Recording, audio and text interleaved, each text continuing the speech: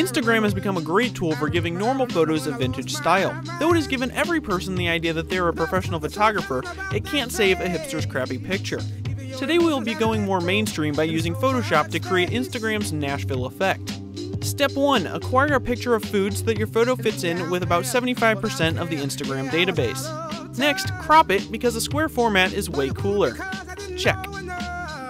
After that, add a levels adjustment layer.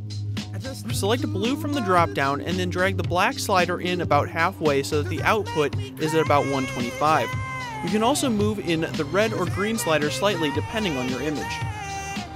Next, go to Layer, New Fill Layer, Solid Color, and then put in the hex value FADCAF.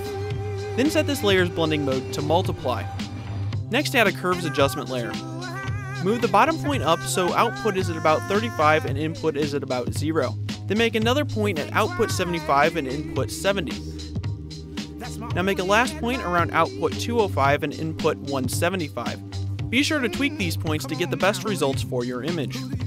Lastly, create a new layer and then make an elliptical selection with a high amount of feathering. I'm using about 200 pixels. Hit Ctrl-Shift-I to inverse the selection and then press Alt-Delete to fill your selection with your foreground color, in my case black. Now lower the opacity for a slight vignette. So there we have it, your fine meal has now been eternally aged with vintage charm.